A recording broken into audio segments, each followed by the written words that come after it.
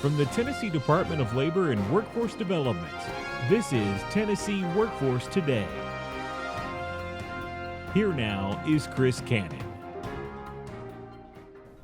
Hi everyone, and thanks for joining us. This week we are at the Dislocated Workers Conference at the Gaylord Opryland Resort in Nashville. The department's Workforce Services Division organizes this conference to bring stakeholders from across the state and from other states together to learn ways to improve services to this group of workers who need a helping hand finding employment.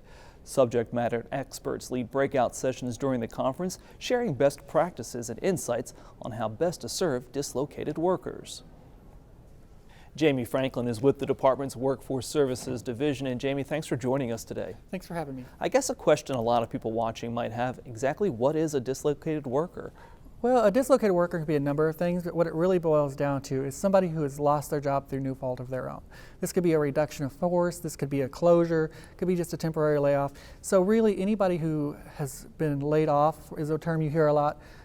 Is considered a dislocated worker. So in Tennessee, obviously with Fort Campbell, are military members, when they are out of service, are they considered a dislocated worker? Yes, actually, whenever they get their papers to say that they're getting ready to be discharged, they become a dislocated worker. It's basically like getting a layoff slip.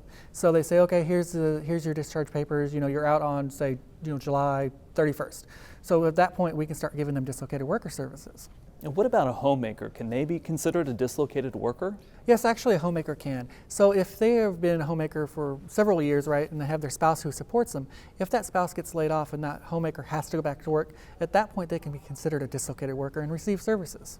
Speaking of services, there are a lot of programs out there. What exactly is a dislocated worker eligible to participate in? Well, that's a good question because there are several different programs depending on the type of dislocated worker they are. There's a basic program where they can get training, job search assistance, or any number of other things like resume working and interview skill shots.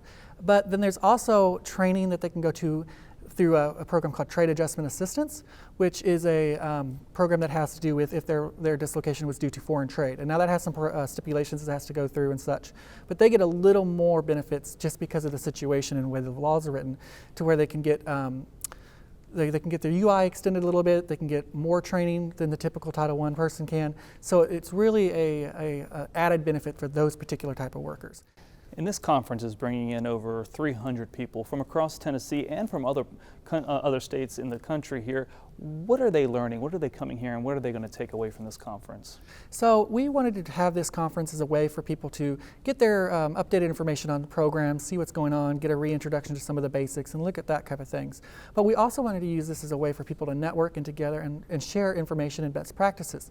You know, when you have over 20 states here, it's a great opportunity to say, okay, so this is how we do it here and this is what the federal regulation says, but what are your best practices? How do you do it in your state? And we've had a lot of great conversations about that over the last couple of days.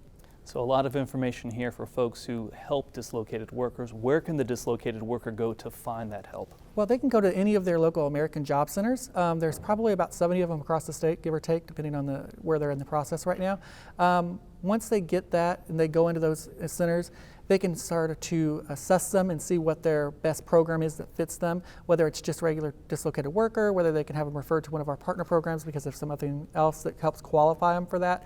But we will really try to help the best we can if they come into the American Job Center. And those services are out there and those job centers really are close by and they can get to those and get that information. Yes, sir. It's online. You can search it and find the nearest American Job Center. All right, Jamie, thank you very much. We appreciate it. I appreciate it. And that's our time for this week. Look for new episodes of Tennessee Workforce Today on the first and third Monday of the month at 10 a.m. Central.